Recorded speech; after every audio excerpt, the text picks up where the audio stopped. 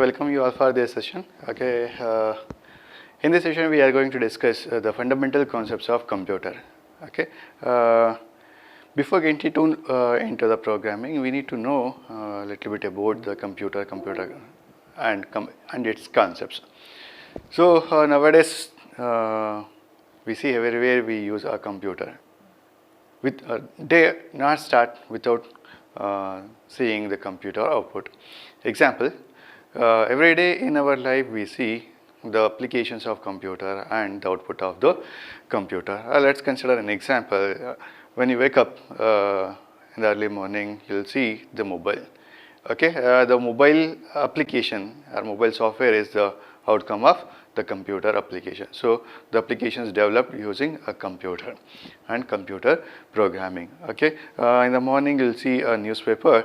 The newspaper is also the output of the computer. So we need to use a computer to make a frame of text, images, and till the paper content is printed on the paper, we use a complete software. Similarly, you see a news on the TV. There also they use a computer software for editing the video. Like that, there are many applications we use computer. In one sentence we can say is, without computer nowadays we cannot do anything. The computer is very essential for different applications. We have seen different types of applications of computer. One is online application and other the application software.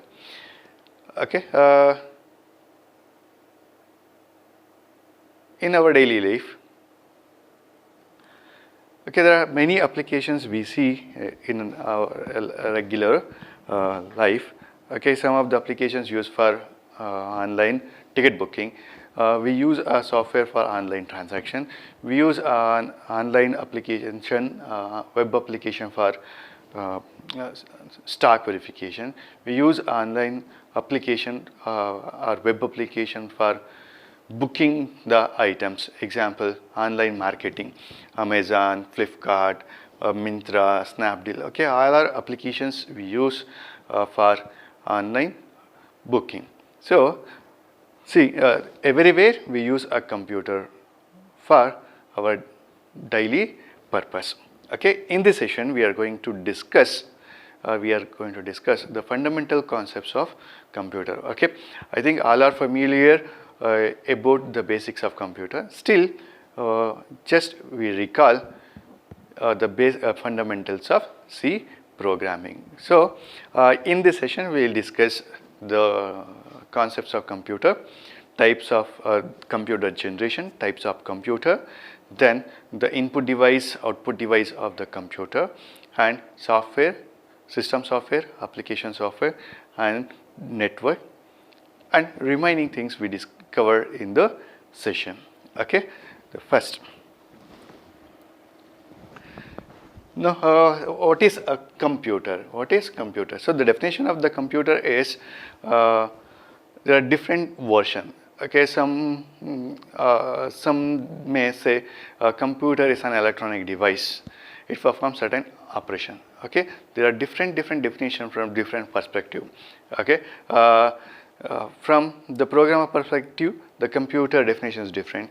If the business person, from the perspective of business person, the definition of the computer is different. So this is a general definition of the computer. A computer is an electronic machine that can solve different problems, process data, store and retrieve data, and perform calculations faster and efficiently than human. Here you see here different problems. So the variety of problems can be solved by the computer. Example, the problem may be a library.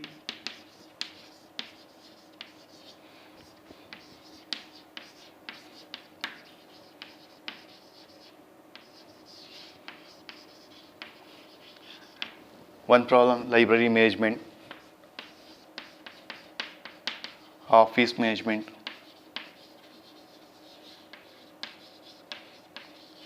office management, school,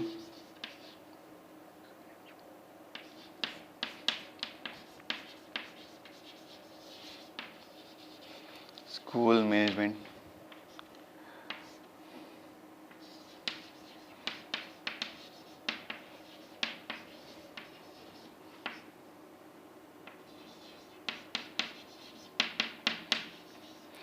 bus ticket reservation, industry application,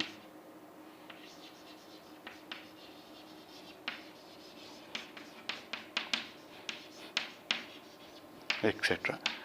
Okay, based on the application, based on a purpose, we use a computer. Okay, the computer can solve variety of problems. So the computer can also use for entertainment purpose, watching movies, listening to music. Okay, like the different purpose we use a computer. So the computer process the data. Example, if you want to fetch your PU result or 10th result, you need to use a website. In that website, you will give your register number. So once you give the register number, it will match the register number and gives the result. So it will process the data. So your register number is the input, it will process the data and it gives the result. Along with stores and retrieve the data. It also stores the data and it also retrieves the data from the system and perform calculation faster and efficiently than the human. So the computer is faster and it gives accurate result. So sometimes the human may make mistake, but computer will not make mistake. So it gives the accurate result and faster. If you consider an example, if you want to multiply 1000 cross 1000 matrix, so it take a lot of time for human to find the product of two matrix. So if in case if you use computer to perform, so you can get very quickly compared to human. Okay, that is the definition of the computer. So a computer is an electronic machine that can solve different problems, process data, stores and retrieve data, and perform calculation faster and efficiently than human. Okay, this is the basic definition of the computer. Okay, the next is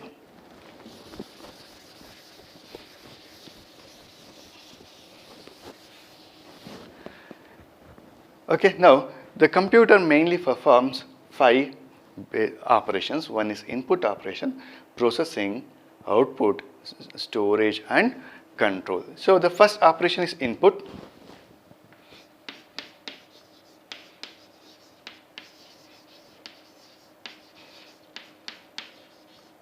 Input operation. So in this operation, we give a data to the computer, we give instruction to the computer, or we give a program to the computer. So here we use a keyboard as an input device.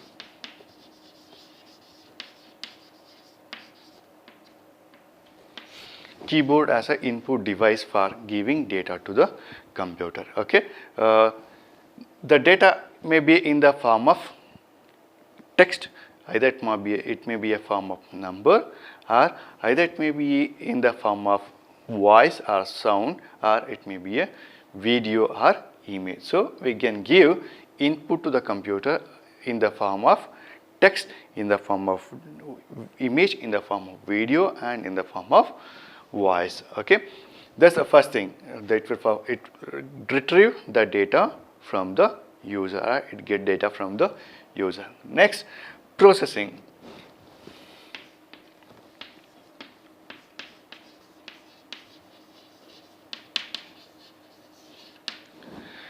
Processing. So whatever data you give to the computer will process the data according to the instruction given by the user. So what instruction I am giving, based on my instruction, the computer will perform the operation. Example, I want to add two numbers. That is my instruction. So it will execute the process, it executes the program and gives the result. Okay, the processing depends upon the instruction or the program given by the user. So whatever the instruction given by the programmer, those instructions executed by the computer. Okay, if you want to perform the automatic attendance calculation, it will do the process. So here you need to give the instruction. We need to specify the purpose. Based on our instruction, based on the program, the computer will process. Okay, the next is output.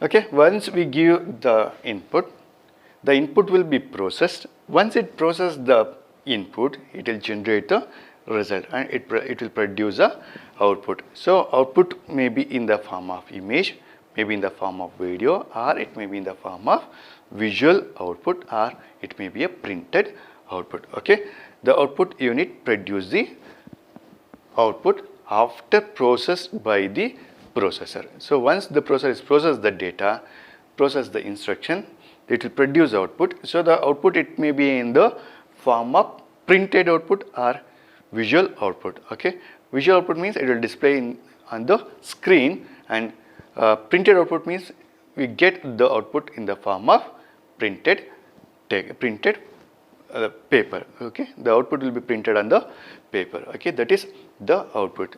Okay, here these three things are very important: input, process, and output. So in the input, the user will give data to the computer. Based on the input given by the programmer, the computer will process the data. Then once it process is over, it will generate the result. The result may be in the form of printed on the paper, or it may be display on the monitor.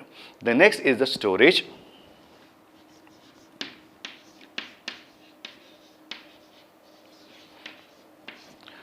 Okay, in the computer, whatever the data given by the user, first that will be stored in the memory. First it will stored in the memory. Once it is stored in the memory, then the processor will retrieve the data from the memory and it will process. Okay, here in computer there are two types of storage device. One is primary storage and the secondary storage device. So first the data will be stored in the primary memory, that is RAM memory. We discuss in the coming session. First it will store in the RAM memory, then the processor will fetch the data from the storage unit, that is primary memory, and process data will be stored in the primary memory again, and it will display on the screen.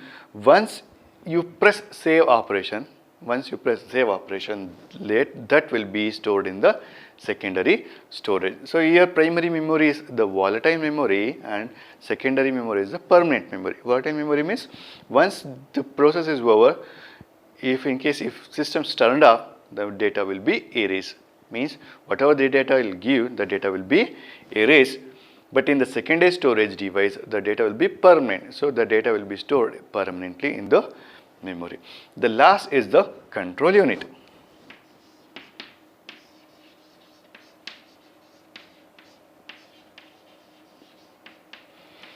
Control unit or control operation. So the last function is the control.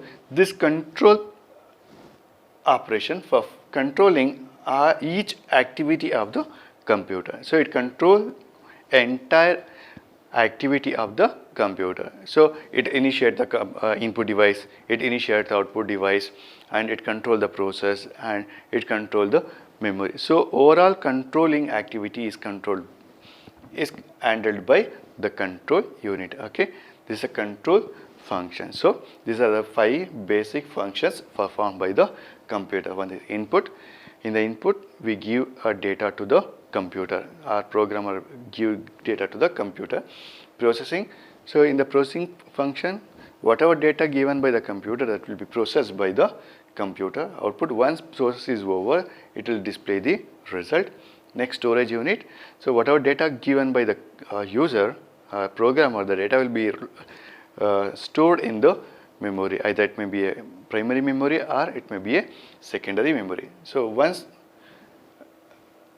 the process is over, the data will be stored in the memory. Then the activity of input, processing, output, and storage, these functions are controlled by the control unit. So all these activities are controlled by the control unit. Okay, this is the basic function of the computer. So first function is input, second function is processing, third function is output, fourth function is storage, and the fifth function is the control function. Okay, next is the block diagram of the computer. Okay, this is a basic block diagram of the computer. So I mentioned previously, the computer consists of mainly 5 functions: input function, output function, storage function, processing, and control. Okay, here the main unit is the input unit. In the input unit, we use the keyboard or other devices to enter or give data to the computer.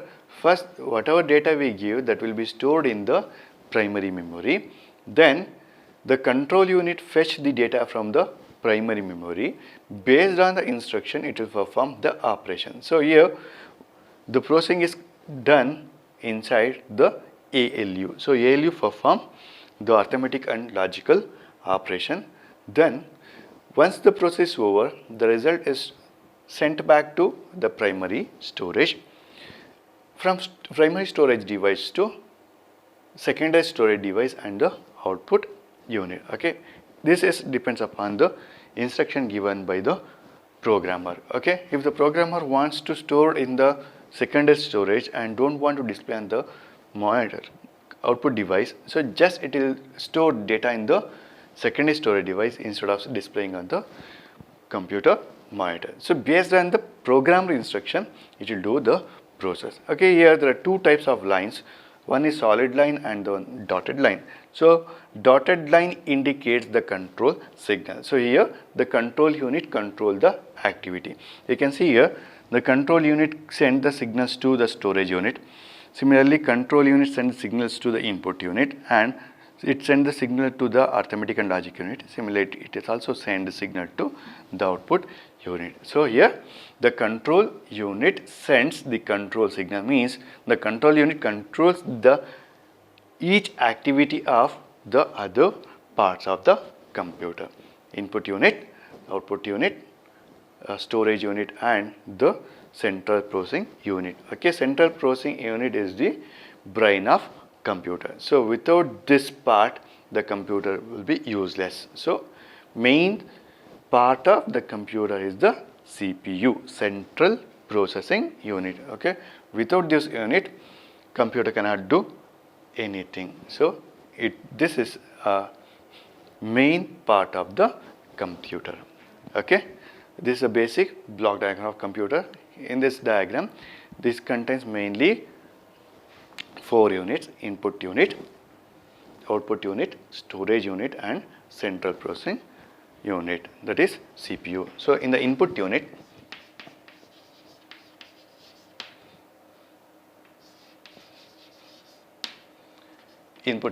mainly we use keyboard.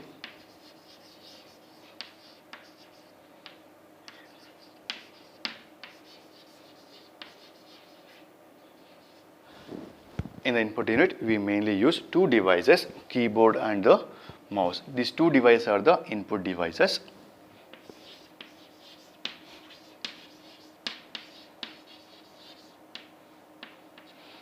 Output unit is the monitor,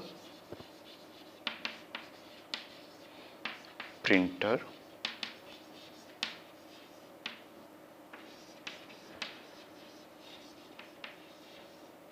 speaker,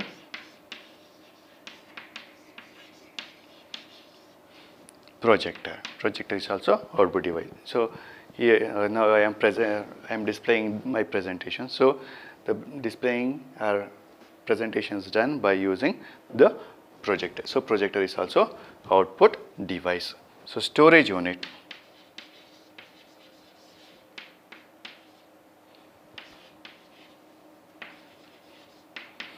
Storage unit, RAM, ROM, the primary memory,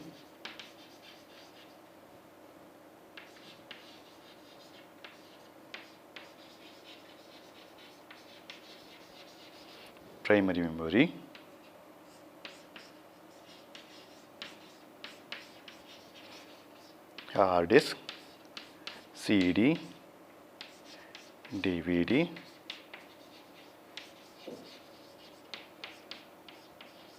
pen drive. These are secondary storage.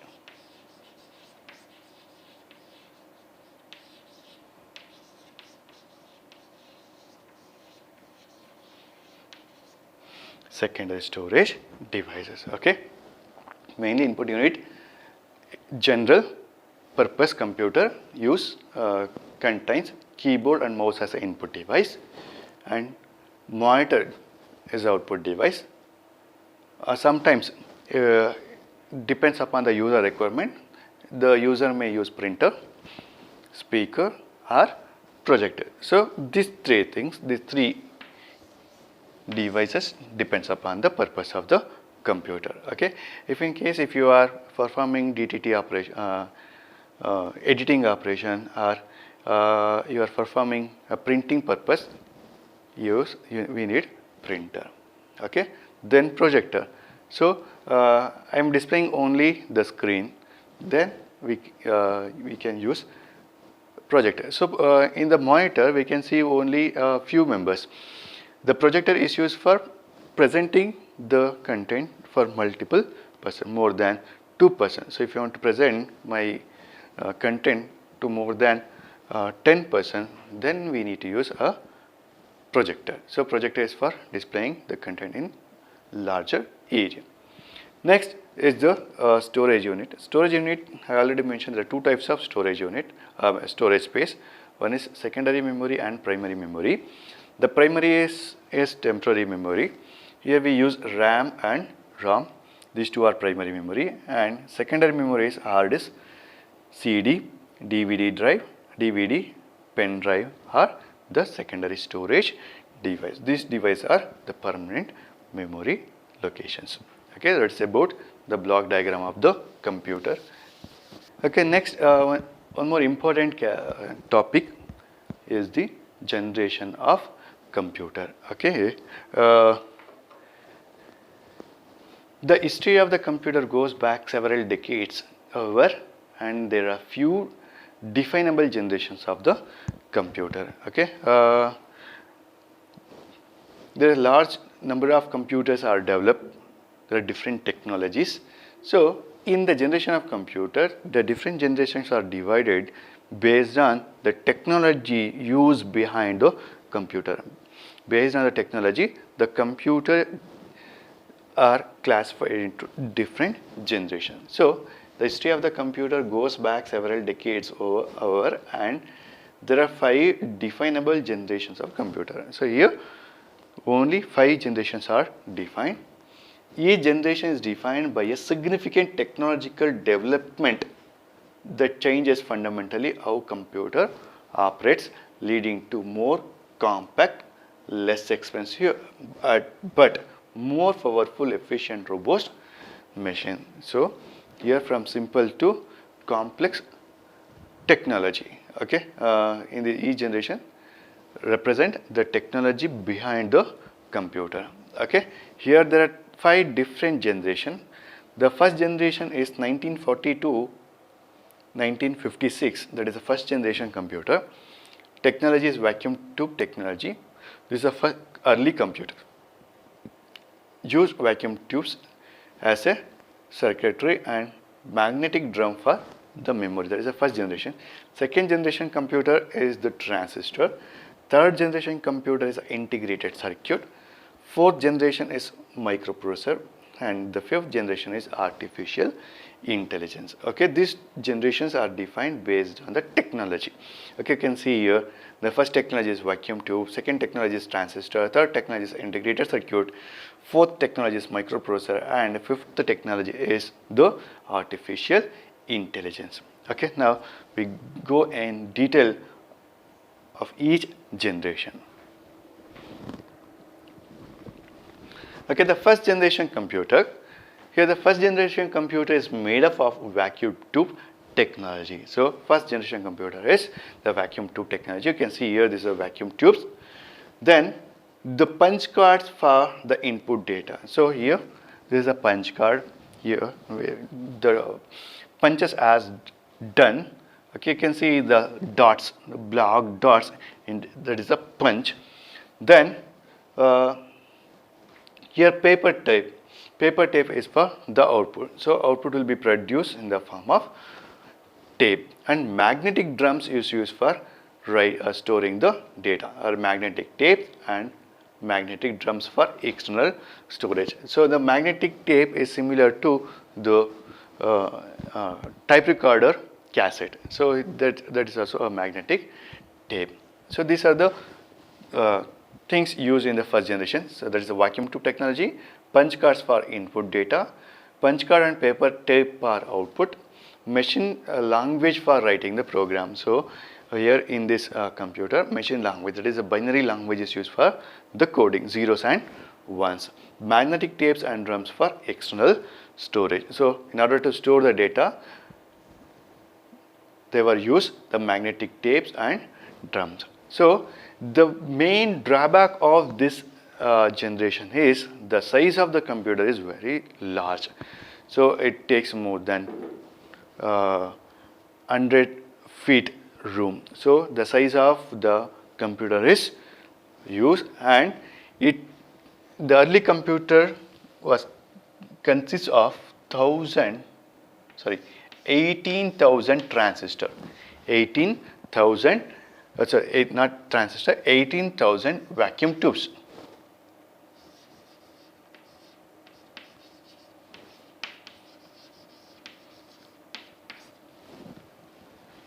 It consists of 18,000 vacuum tubes. It consumes 8,000 watts of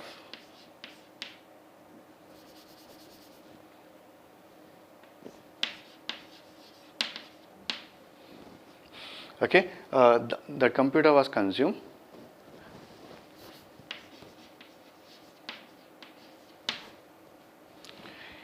1,800 watts of power supply.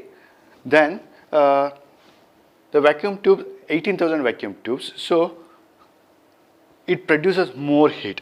So 18,000 vacuum tubes produce more heat, more temperature. So in order to reduce the temperature, the first generation computer was required AC or air conditioner, air controller. So the controller is required, AC cooling is required. So the AC was used for this computer. Because the size is used, then number of vacuum tubes is 18,000 vacuum tubes, 1,800 kilowatts of power supply, then more heat produced, and the speed of processing is less compared to now present computers. So it takes nearly day to execute the instruction. So one more disadvantage is the machine language. So if you write program in machine language, it is difficult to read and difficult to understand. Then repairing the computer is very difficult. So to identify the fault in the computer is also very difficult, because it consists of 18,000 vacuum tubes. So this is a first generation computer. So the first generation computer is made use of vacuum tube technology. In the first generation computer, 18,000 vacuum tubes were used. So the computer consumes nearly 1,800 kilowatts of power supply. It produces more heat. So in order to reduce the temperature, AC was used. That is the first one. Next is the punch card. So the data should be in the form of punch card. So the data in the form of punch card. So you can see in this diagram, punch cards consists of dots. So dots indicates the input. Then punch cards and paper tape for output. So input is a punch card, output is in the form of a paper tape. Then machine language. So your binary language is used for writing the program. So when you write the program in machine language, it is difficult to understand, difficult to read, and difficult to debug the program. Next is the magnetic tapes and drums for external storage. Okay, this computer was used the magnetic tapes and drums for storage. So the storage space is also less. Okay, the major drawback is the size of this computer is huge. Size of this computer is huge, more power required and more temperature is generated from this computer. Okay, the cost is high compared to nowadays present computer. This computer cost is very high. Okay, this is about the first generation computer.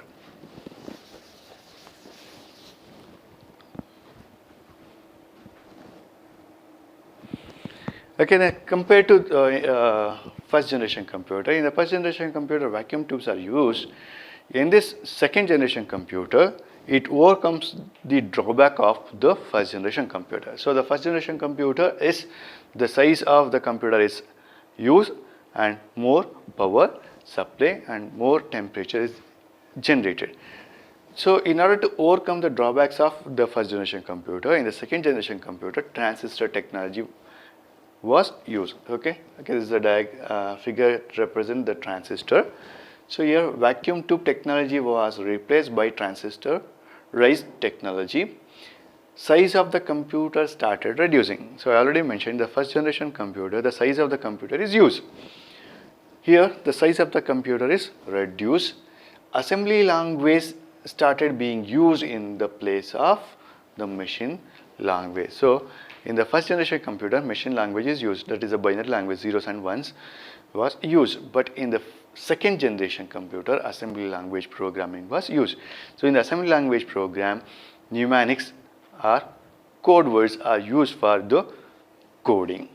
So the advantage is of machine language, we can easily understand, we can easily write.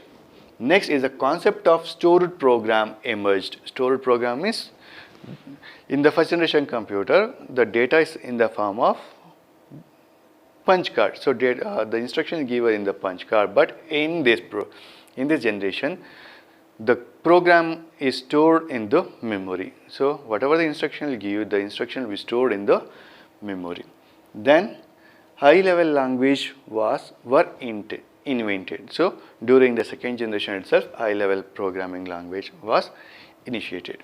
So here the major concepts of this is stored program concept and programming language gave the computer flexibility to finally be the cost effective and productive for business use. Okay, the second generation computer was used for business purpose. High level languages like COBOL, Fortran and ALGOL were developed. Okay, these are the main thing in the second generation computer. Okay, in the second generation computer, transistor technology was used instead of the vacuum tube technology. So first generation computer, vacuum tube technology was used. In a second generation computer, transistor technology was used.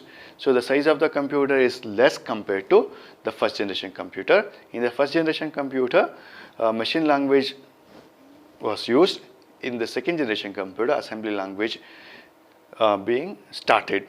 Then the stored program concept, in this generation, the program will be stored in program was stored in the memory. From the memory, it executes the program. Then high level language were initiated. Okay, the language were introduced during second generation is COBOL, Fortran and ALGOL.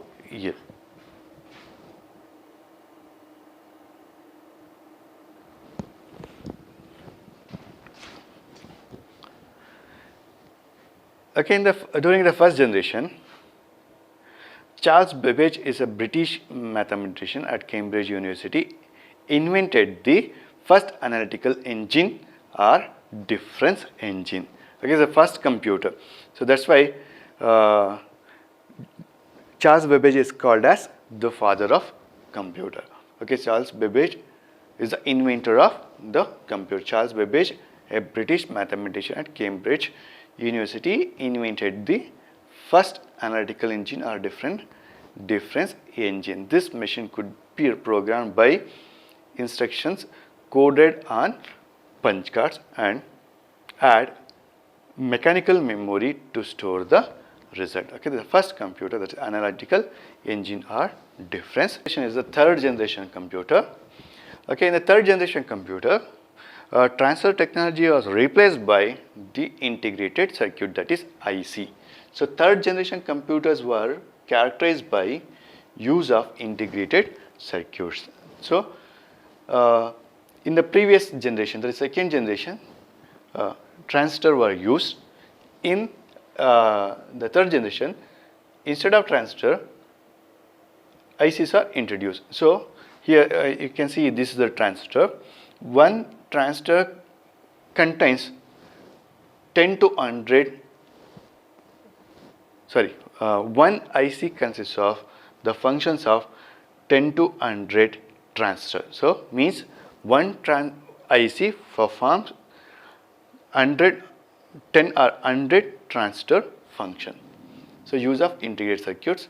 So phenomenal increase in computation speed. So the speed of second generation computer is faster than the first generation.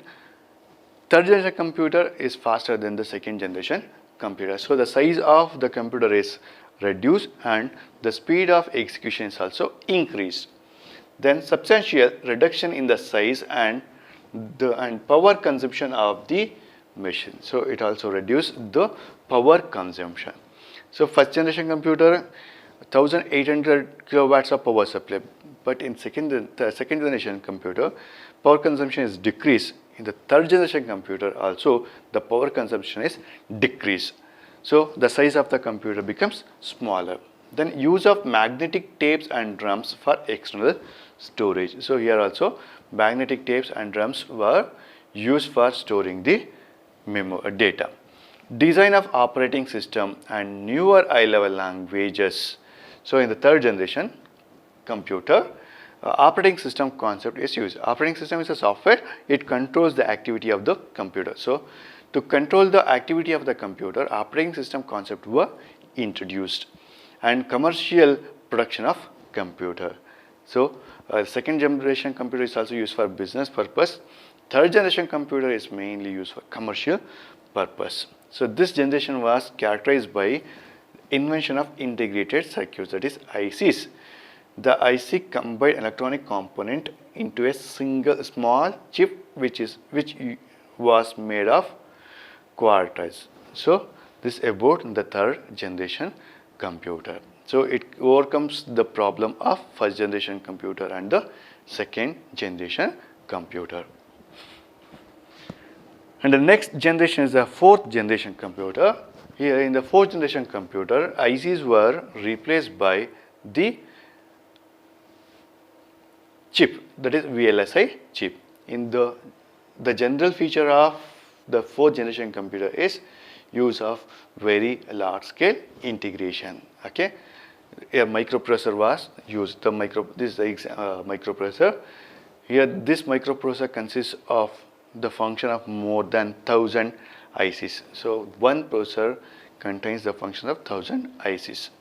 So invention of microcomputer, introduction of the personal computer, networking, and fourth generation language. So here the connectivity is introduced, means connecting one computer with multiple computer, data sharing, data transmission, all were introduced during the fourth generation computer. Still we use some of the computers are in the fourth generation category.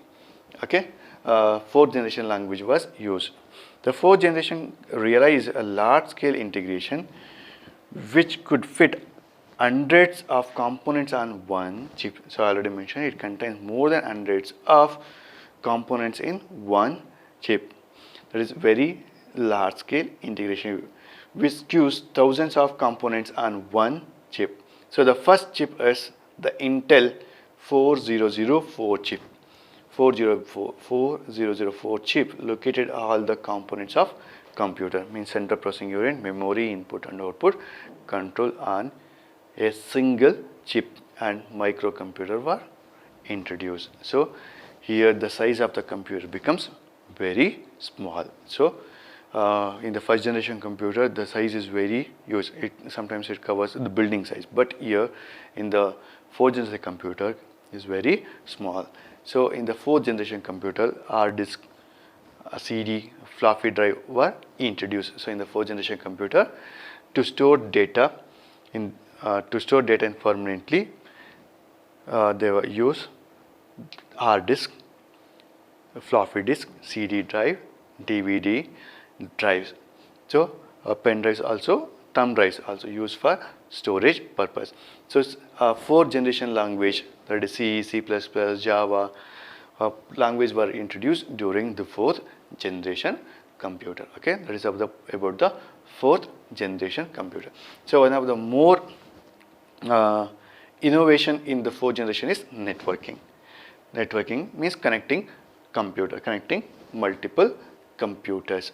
And the personal computer, small computer, the computer consists of monitor, keyboard, mouse and CPU. So the small computer, the computer was used for personal purpose. Okay, that is also one of the invention of the fourth generation computer. The next generation is the fifth generation. Now present generation is the fifth generation and future is also fifth generation computer. Defining the fifth generation computer is somewhat difficult because the field is still in its infancy. So the computer of tomorrow would be characterized by artificial intelligence. For example, AI is expert system. Okay, the computer could be developed, could be think and reason in much the same way as human. So the future computer will be like human. So the computer will take decision by itself. So by saying the environment, the computer automatically take the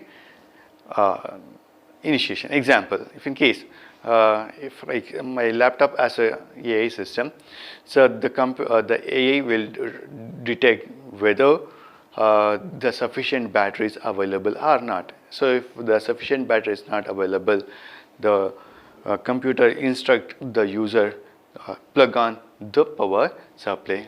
Okay, then your computer will unlock when you give your biometric as an input or when you give your face as an input. Okay, like that the computer consists of advanced technology process data very efficiently and transfer data very efficiently and secure the data. Okay, many advances in the science of computer design and technology are coming together to enable the creation of fifth generation computer. Two such advances are parallel processing, where many CPU work as one, and advance in supercomputer technology, which allows the flow of electricity and little or no resistance, greatly improving the speed of information flow. How already mentioned.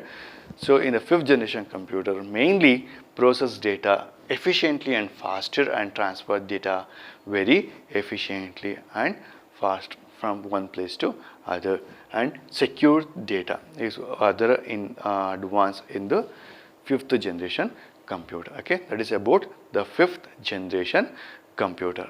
Okay, the generation computers are classified based on the technology used in the computer. So first generation, second generation, third generation, fourth generation and fifth generation computer. Okay, in the first generation computer, vacuum tube technology was used in the first generation. So nearly 18,000 vacuum tubes were used, 1,800 kilowatts of power consumption.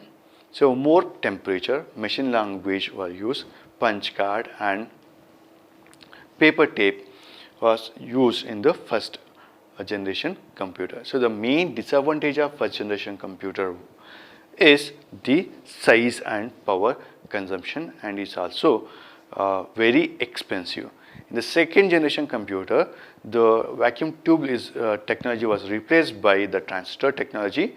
The size of the computer is reduced and the assembly language were introduced in the second generation computer. So the programming is done through assembly language program. So in the first generation computer, machine language was used for programming, but in the second generation, assembly language was used for programming. Next, in the third generation, transistor technology is replaced by the IC, integrated circuit. So the second generation computer is smaller than the first generation computer, but third generation computer is more smaller than the second generation computer. So one IC, one integrated circuit consists of 100 components or more than 10 to 100 components. So means 100 components, more than 100 function the one transistor can perform. So in the third generation computer, operating system concept were introduced and stored programming concept also used. So new high-level language was introduced in the third generation computer. In the fourth generation computer, IC technology is replaced by the microprocessor. So microprocessor were introduced in the fourth generation computer. So one VLSI chip consists of more than 100 components or 1000 components. So one microprocessor consists of input processing, output processing and memory. All these operations controlled by one microprocessor. So fourth generation language were introduced, high level language was used, and personal computer were introduced in the fourth generation computer. And the fifth generation computer is the AI technology. So that is a future computer. Here two advances. One is parallel and processing speed. So one system consists of more than one processor to perform the single task. So here processing speed will be increased and transmission will be increased. Okay, this is the fifth generation computer. Okay, these are the 5 different generations. Next is the classification of the computer. Okay, previously we discussed the generation of computer. Next, classification of the computer. So the classification of the computer is done in 2 ways. One way is depends upon the type of data it processes, and another is the speed and the size of the computer. So the speed, size and cost. Another way is depends upon type of operation. So here mainly the computer classified into 3 categories. One is digital computer, analog computer and hybrid computer. So digital computer, the class of device capable of solving problem by processing information in discrete form. So in the digital computer, the data will be processed in the form of digits, means zeros and ones. So it operates on data including magnitude, letters and symbols that are expressed in binary code. So here data will be manipulated in the form of binary code, that is using only the 2 digits, zeros and 1. So it will perform processing of data in the form of zeros and ones.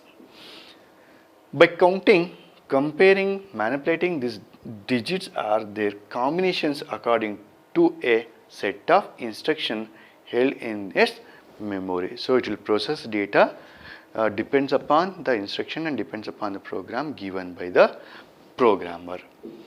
So memory, a digital computer can perform tasks as to control industrial purposes and regulate the operations of the machines, analysis and organize data, amount of business data and simulate the behavior of dynamic system. Okay, these operations are performed by digital computer. A typical digital computer system has 4 basic function elements.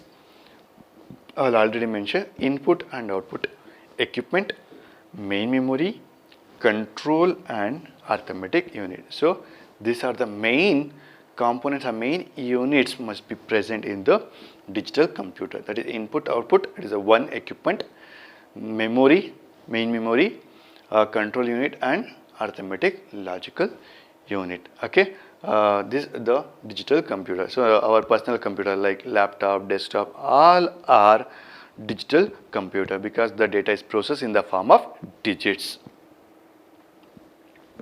Next is the analog computer. The name itself indicates it works in the continuous signal. Analog is a computer which is used to process analog data. Analog computer stores data in the form of continuous form. of physical quantities and perform calculation with help of measures. It is quite different from digital computer, which makes use of symbolic numbers to represent data. Here we use symbolic numbers to represent data.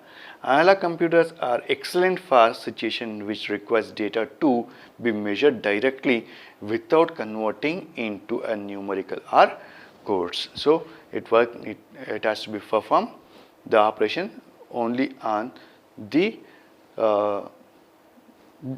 no need to convert the data, perform directly on the data. Example, a simple example is we need to find the speed of the wind. So the wind speed is continuous. So immediately you need to get the data of the wind speed. So we can directly perform. Sometimes we get in the form of digital values.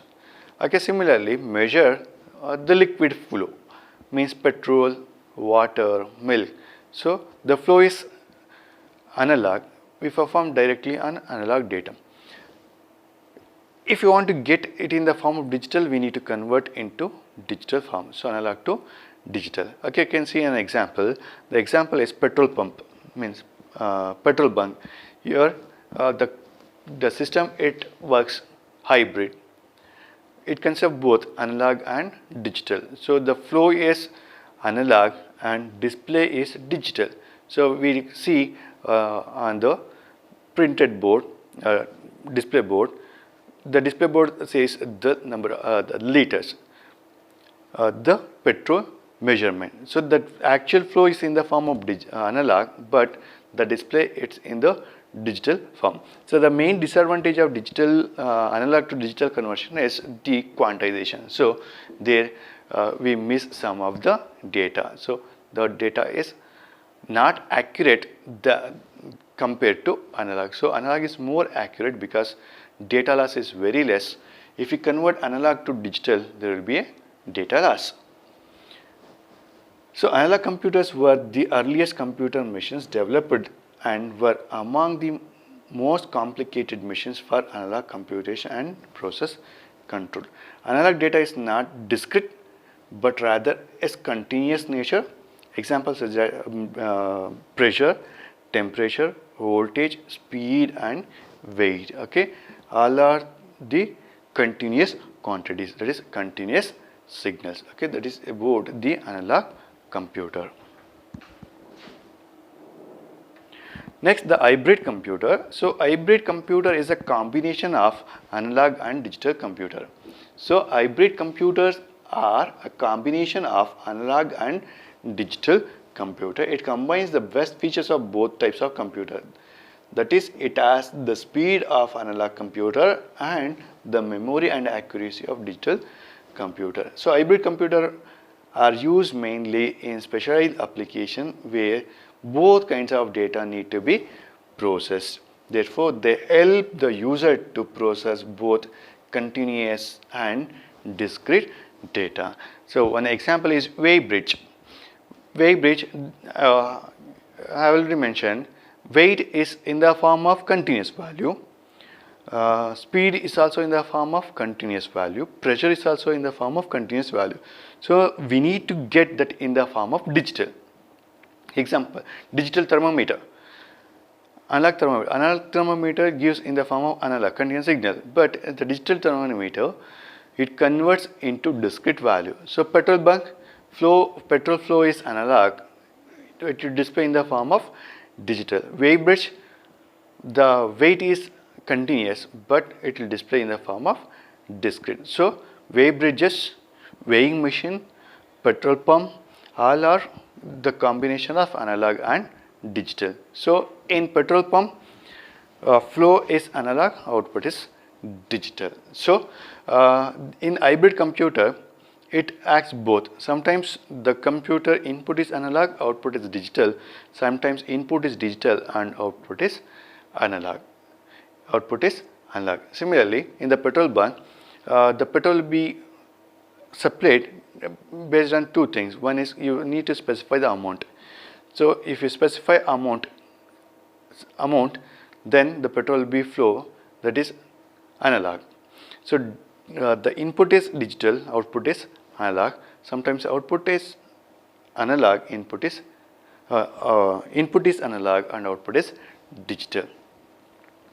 So hybrid computers, for example, are used for scientific application in defense and radar system. So in radar system also they use the analog computer. So one more example, other example is a petrol pump contains a processor that converts the fuel flow measurement into quantity and price value. So I already mentioned that to display amount as well as the measurement. In hospital intensive care ICU, an analog device is used to measure, which measure the patient's blood pressure and temperature, etc., which are then converted in and displayed in the form of digital value. So blood pressure, sugar level, then body temperature, all are in the form of analog, but that will be converted into discrete form. Okay, hybrid computers are the combination of digital computer and analog computer. So it contains both the features of analog computer and the digital computer. Okay, in hybrid computer, some of the computer takes analog signal as an input, output is digital. Sometimes digital signal is an input and output is the analog. Okay, depends upon the purpose hybrid computers use. So the combination may depends upon the purpose of the application or depends upon the purpose of the problem. Okay, that is about the categories of computer. So the computer can be categorized in two ways, based on the purpose and based on the size. So here, the based on the purpose, based on the data the computer process, the computer are classified. One is analog computer, digital computer and hybrid computer. In the analog computer, the data will be processed in the form of continuous data. In digital computer, the data will be processed in the form of discrete values, that is zeros and ones. In hybrid computer, it is a combination of analog and digital computer.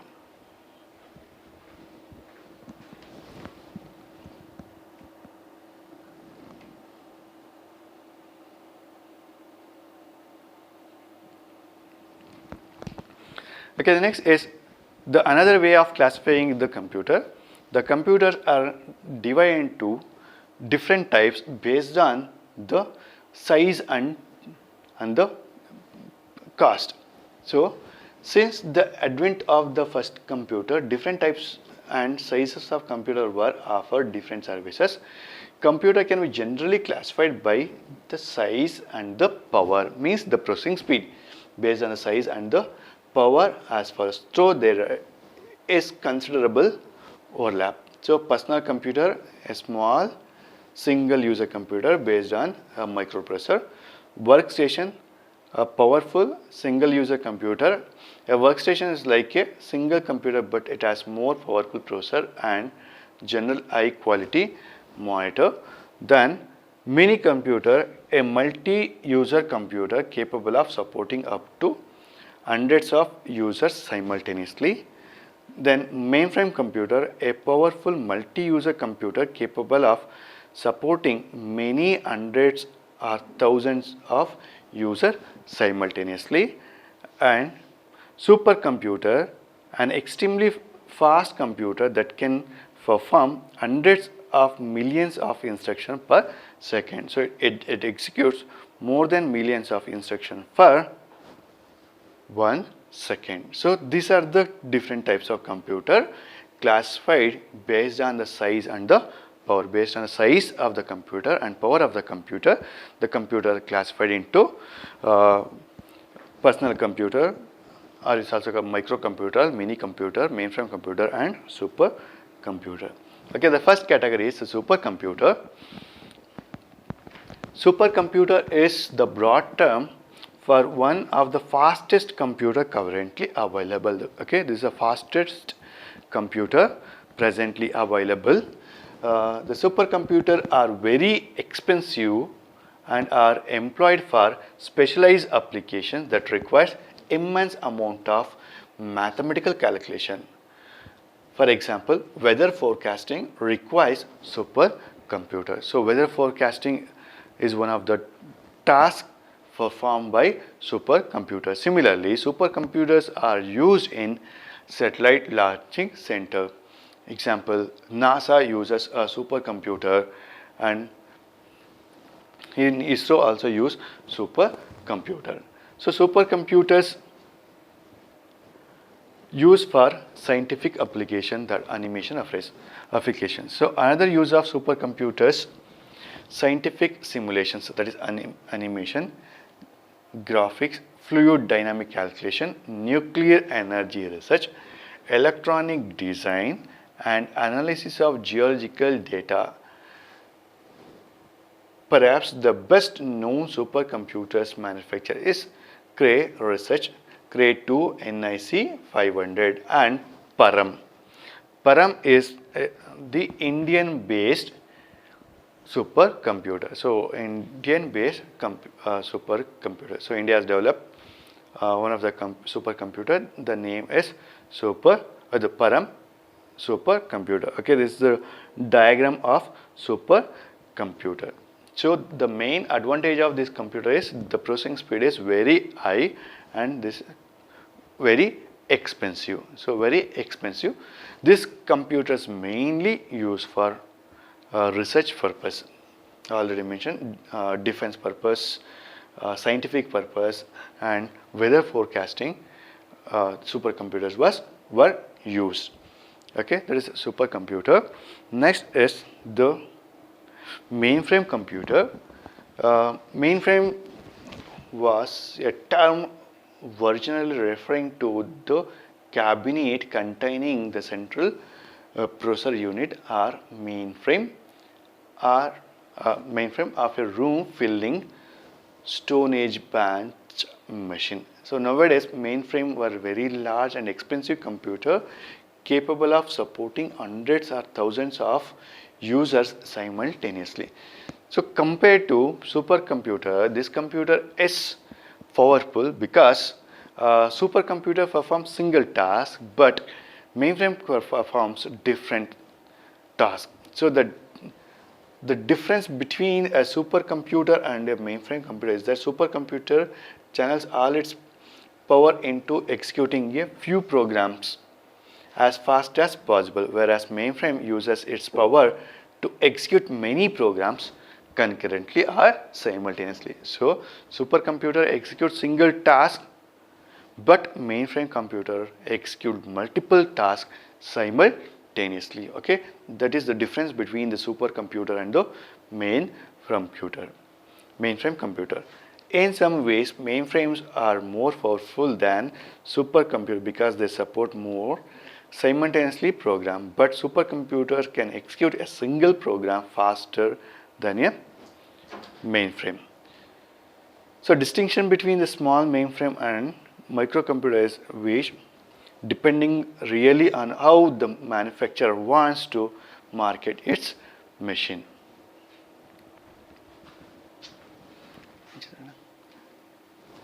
ನಾನು continue ಮಾಡ್ತೀನಿ. ಶಿವಮೂರ್ತಿ ಬಂದಿಲ್ವಾ? ಕಳಿಸಿ. ಇಲ್ಲಿ ಇಟ್ಟಿದ್ದಾರೆ.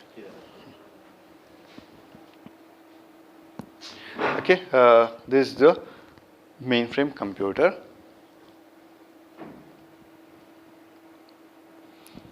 Next is a mini computer. It is a mid-size computer. In the past decade, the distinction between large mini computer and small mainframe computers are blurred. However, as the distinction between small mini computer and workstation. But in general, mini computer is a multi-processing system capable of supporting from up to 200 users simultaneously. So in mini computer, nearly up to 200 users can use the computer simultaneously. Workstation, it is a type of computer used for engineering application, that is CAD, CAM, desktop publishing, software development, and other types of applications that requires moderate amount of computing power and relatively high quality graphics capability. So workstation generally come with a large and high resolution graphics screen, it large amount of RAM built in, network support and graphical user interface. So this is the workstation mainly used for designing, CAD designing, CAD CAM, and mainly used for gaming purpose, video editing, video making, and gaming purpose workstation is used. So the size of the memory size is larger, and the speed of this computer is also fast because the RAM size is high. This workstation. The next computer is the small computer. It is a personal computer. Okay, this is a single user computer. It can be defined as a small, relatively inexpensive computer designed for an individual user. Okay, this personal computer, the name itself indicates, is used for personal, a single user computer. In price, personal computers range anywhere from a few hundred pounds to over 5,000 pounds. So all are based on microprocessor technology that enable manufactured put in entire CPU on one chip. Okay, these computers are under the 4th generation computer. So size is small. So in under the personal computer, laptop, farm top, tab, PDA, all are come under the personal computer. So business use personal computers for word processing, accounting, desktop publishing, and for running spreadsheet and database management applications. So personal computer mainly used for document processing, database management, like that the personal computer use. The personal computer is also used for entertainment purpose, watching movie, listen to music. At home, the most personal purpose of use for personal computer for playing games and recently for surfing the internet. Okay, this is a personal computer example. Okay, the personal computer consists of monitor, keyboard, mouse, and the CPU. Okay, this is about the personal computer. The personal computer is a single user computer. Okay, the next one more important concept in the computer is the bits, bytes, and words.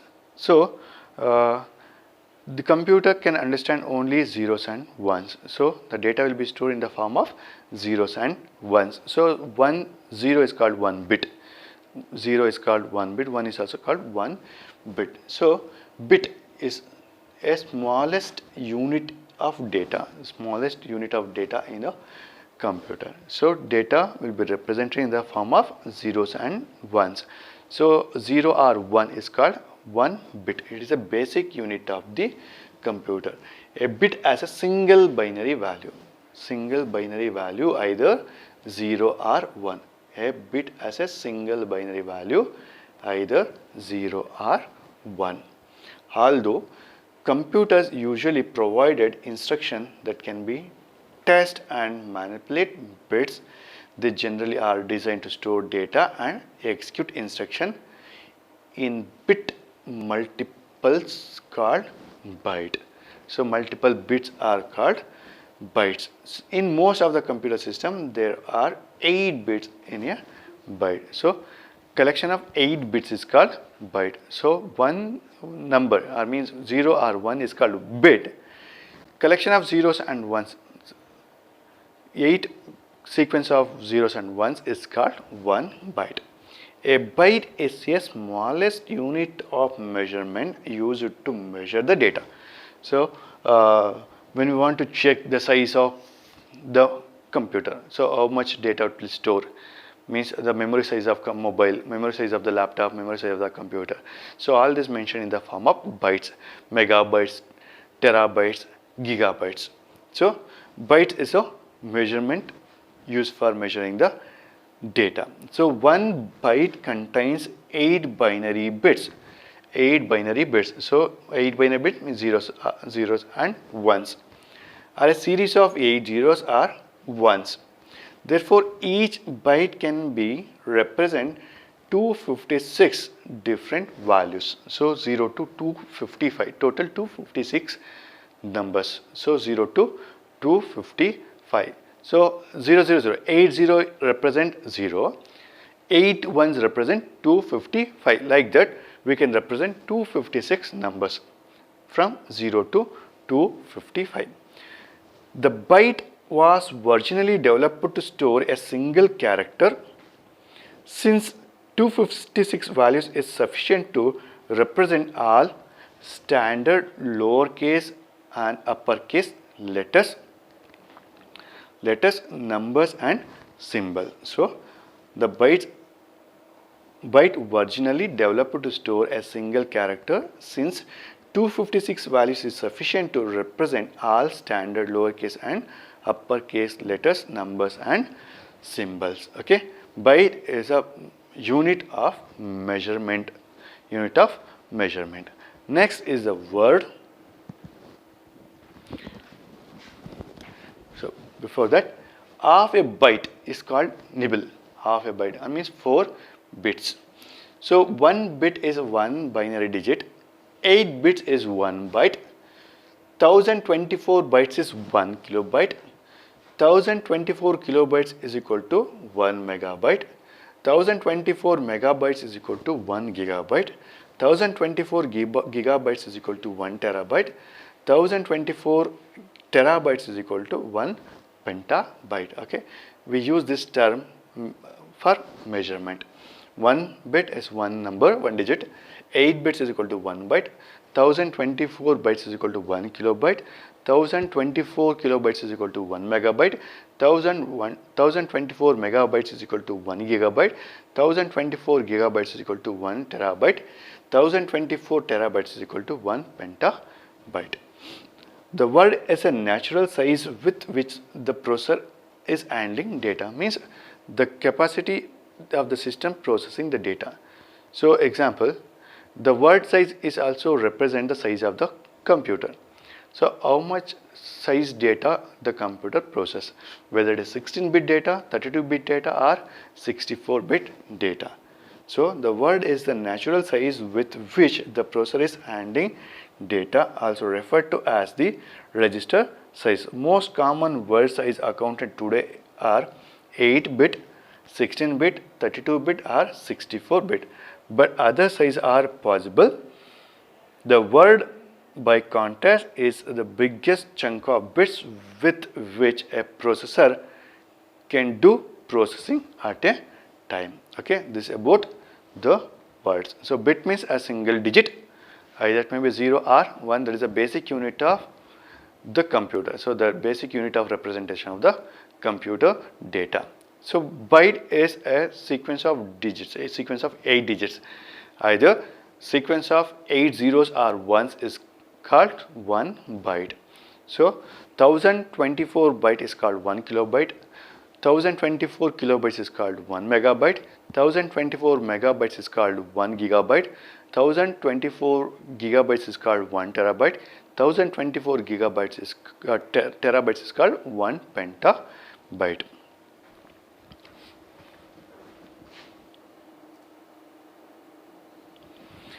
Okay, next, the advantages of computer. So we discussed the computer type, computer generation. Now what are the advantages of computer? The advantage of computer is the speed of computer is measured in terms of number of instructions that it can perform and execute in a second. So we already discussed the different types of computer based on size and processing speed. So supercomputer speed is very high because it executes 100 millions of instructions per second. So the speed of the computer is very fast. So compared to human, the speed of processing is very fast. Accuracy, the computer are very accurate. They are capable of executing hundreds of instructions without any error. So human may make mistake, but computer cannot do mistake because the accuracy is very high. So 100% accurate result it produces. Efficiency, the efficiency of computer does not decrease with age. The computer can perform repeated tasks with the same efficiency any number of times without exhausting their slaves. So the human may exhaust it to perform a lot of work, but computer will not exhaust. It execute repeatedly same task many times. Then storage capability, the computer are capable of storing large amount of data in their storage device. So it may be store gigabytes of data, terabytes of data, petabytes of data. So it is a use space for storing data. That is the one more advantage. Now versatility, the computer can perform variety of tasks. So you can use computer for playing game, you can use computer for watching movie, you can use computer for listening music, you can use computer for data processing, you can use computer for image processing, video processing, like that. You can use computer for performing variety of tasks. So they are capable not only performing complex mathematical tasks or services and engineering, but also other non-numerical operations field like airline reservation, electricity billing, database management. So you can use a computer for performing large variety of operations. Okay, that is an advantage. Next, limitations of the computer. So along with the advantage, computer has also limitations. Although the computer of today are highly intelligent and sophisticated, they have their own limitations. The computer cannot think on its own. So computer cannot perform and it cannot think its own, because the computer performs the task based on the user input. So whatever the data is given, what are the program the user give, based on that computer work, the computer cannot perform the operation by its own. They cannot think on its own. Since it does not have its own brain, it can only do what has been programmed to do. It can execute only those jobs that can be expressed as a finite set of instructions to achieve a specific goal. So if you give a program, if you give instruction, then only computer will perform. Otherwise, computer won't perform any operations without the human intervention. So based on the user instruction, computer can perform. Each of the steps has to be clearly defined. So all the tasks, all the functions are carefully defined and specifically defined. The computer do not learn from previous experience, nor can they arrive to a conclusion without going through all the intermediate steps.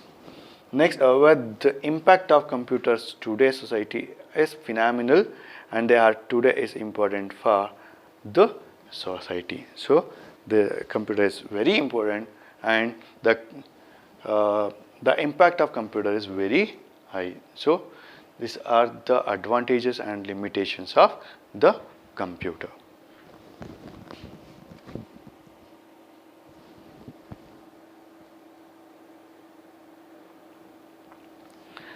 Okay, we already discussed the functions of the computer.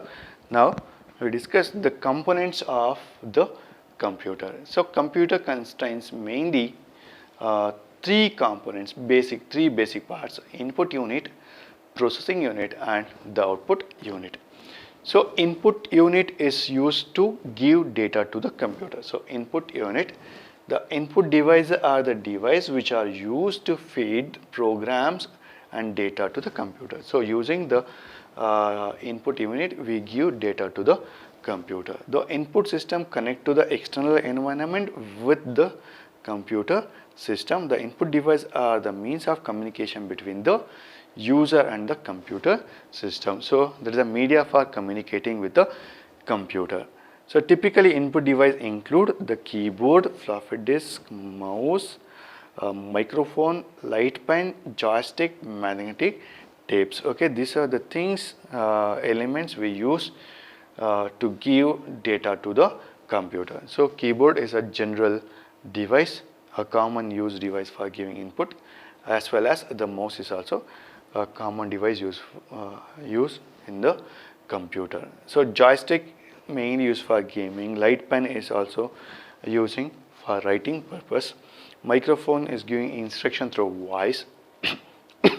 floppy disk is access both storage unit and the input unit. Okay, this is the input unit. Next unit is the the function of input unit are accepts input and programs, convert the data in a form which the computer can accept, and provide this converted data to the computer for further processing. Accepts information program, convert data in a form which the computer can accept, provide this converted data to computer for further processing. Okay, these are the functions of input unit. Okay, this is the diagram. We already discussed the diagram. Here the input unit, central processing unit and output unit. There are two types of signals. One is the data flow signal and the dotted is the control signal. So the control signal is sent by the control unit because the control unit controls the activity of the computer. Next, the central processing unit contains two parts. One is the arithmetic CPU, means central processing unit is the brain of the computer. This unit controls entire activity of the computer, means all the activities of the computer.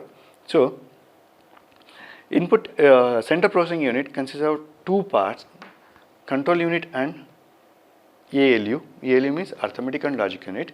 So all the operations and instructions is performed by arithmetic and logical unit, and control unit controls the entire activity of the computer. You can see the control signals transfer from control unit to other unit. Here the control signal transferred to CU to ALU, CU to input, CU to storage unit and CU to output unit. Okay, so CPU is the brain of the computer.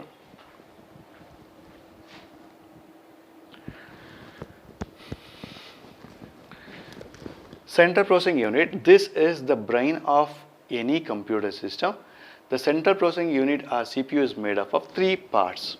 One is control unit, arithmetic logic unit and primary storage unit. The primary storage unit is the memory which is present inside the CPU. So mainly cache memory and RAM. Central control unit, the control unit controls the operations of the entire computer. Already mentioned, the control unit controls the entire activity of the computer system. The control unit gets the instruction from the program stored in the primary storage unit and interprets this instruction or subsequently directs the other units to execute the instruction. Example, in the instruction it has specified get data from the keyboard. So immediately control signal instructs the keyboard to get data from the user. Similarly, if you want to display in the program, we specify you print the data on the computer screen. So the control signal sends the control signal to a monitor to display on the computer monitor. So like that, the control unit controls the entire activity of the computer. Next, arithmetic logical unit. The arithmetic logical unit actually executes the instruction and perform all the calculation and decision. So based on the instruction, it perform arithmetic and logical operation calculation and it will take the decision. Example, it do the calculation. Based on the calculation, example, the program need to find the result, whether the student is passed or not.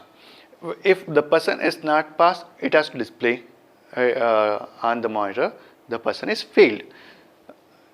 If not passed, fail. If a passed, it need to display eligible, means the person is passed. So the program get the data from the user, it will do the calculation, then from the calculation it will take the decision whether he is passed or not.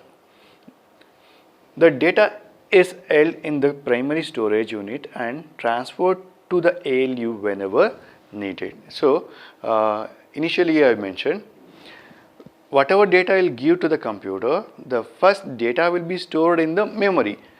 From memory it transferred to other units. So if you want, if computer wants to process data, the data must be in the primary memory. Then ALU fetch the data from the primary memory and process it.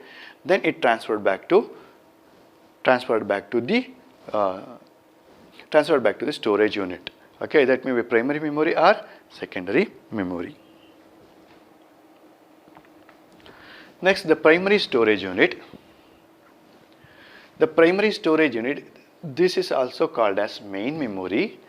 Before the actual processing starts, the data and the instruction feed to the computer through the input unit are stored in this primary storage unit. So, whatever data I will give, the data will be stored in the main memory, then this data will be transferred to other unit. Before the actual processing starts, the data and the instruction feed to the computer through the input unit are stored in this primary memory. Similarly, data which is to be output from the computer system is also temporarily stored in the primary memory. So, before displaying it on the screen or before storing data in the permanent memory, the data will be stored in the primary memory. It is also the area where intermediate results of calculation are stored. The main memory as the storage section that holds the computer program during the execution. The primary unit stores data and program during the actual processing, stores temporary results and intermediate processing, stores results of execution temporary. So, stores data and process program during the actual processing, stores temporary results of intermediate processing, stores results of execution temporarily. So, this is a main memory. Main memory mainly RAM is used. So, RAM is the primary memory. Last unit is the output unit. Output device gives the result of the process and the computations to the outside world. So, output device is mainly used to produce the output. So, give the output to the outside unit, means the user. The output unit accepts the result produced by a computer, convert them into human readable form and supply them to the user. So, computer can understand only the data in the form of zeros and ones. So, data will be stored as zeros and ones. So, when it to display on the screen, the zeros and ones will be converted into user understandable form, means high level language. So, the output unit accepts the result processed by the computer, convert them into a human readable form and supply them to the user.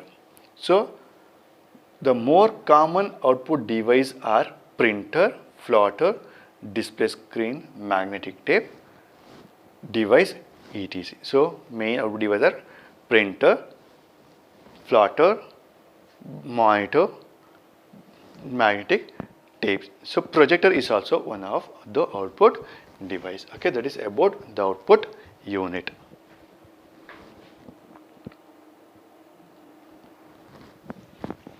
Next, computer hardware. Computer hardware is a collection of physical parts of the computer. So, hardware means we can touch and feel. We can touch and feel, that is hardware device. This includes the computer case, monitor, keyboard, mouse. It also includes all the parts inside the computer case such as the hard disk, drive, motherboard, video card and many other devices. Okay, these are the devices we can touch and feel. So, computer hardware are classified into mainly two categories: input devices and output devices. So, the device which is used for giving data to the computer, that is input device, and output device, the device which is used for producing the output or displaying the output. So, an input device is any hardware device that sends data to the computer, means the data, gets the data from the keyboard. So, allowing you to interact with and control it. So, input device are the device which are used for giving data and interact with computer and control it. So the most commonly used are primary input device on a computer are the keyboard and the mouse. So primary input device are keyboard and mouse. Output device is any device used to send data from a computer to other device or user. So the output device are device which used to send data to other device or user. So most computer, the data output that is meant for humans is the form of audio or video. So that may be audio or video. That is about the output device. So computer hardware, the device, the physical parts of the computer are the computer hardware. Computer hardware is an collection of physical parts of a computer system. So the physical device we can touch and feel. There are two types of devices, input device and output device. Input devices are used for giving data to the computer and interacting with the computer or controlling the computer, and output device are device which gives the output or which transfer the output from one device to other device. Okay, that is about the computer device. So in the next session I will continue about the different input devices and output device.